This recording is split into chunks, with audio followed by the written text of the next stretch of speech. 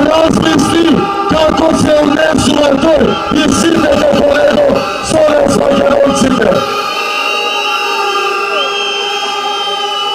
Помолам оркестарот да се намали, ќе ни се обрати првата дама на иницијативата за заедничка Македонија, Елена Бисиркова.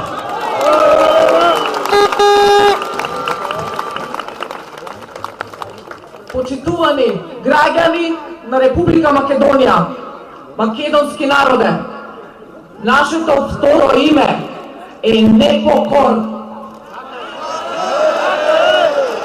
Никогаш нема да се согласиме со тоа некој од страна да ни ја крои судбината.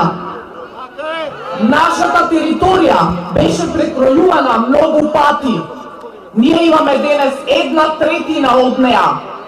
Ја повикувам администрацијата на Европската Унија, која што ни покажа преку непримањето и несакањето да се разговара со нас од страна на нејзиниот емисар, комесарот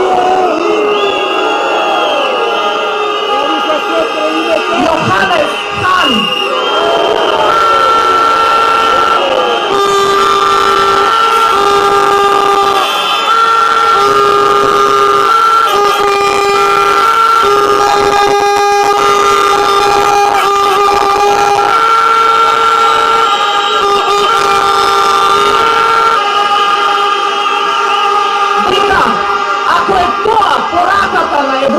Унија, ние да не постоиме за да влеземе во незе.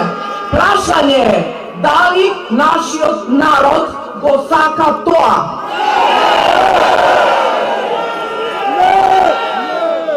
Ако Европската Унија во 21. век покажува непочит спрема волјата на овој народ, кој што е државотворен народ на Република Македонија, каков може да биде нашиот одговор?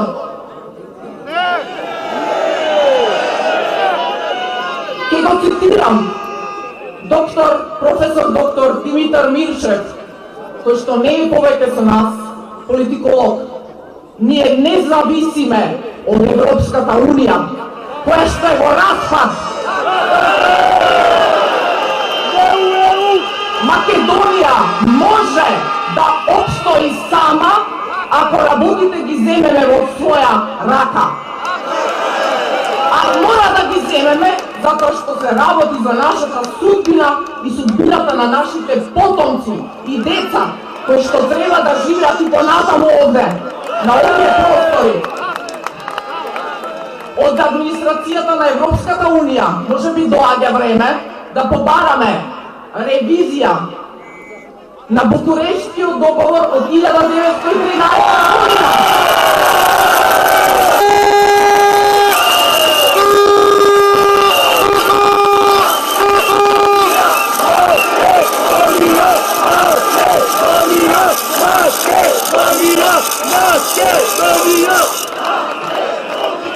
Па да бидат љубезни, да ни го вратат тоа што ни го зеда и да си подадеме рака како пријатели и понатаму во миролюбива коегзистенција.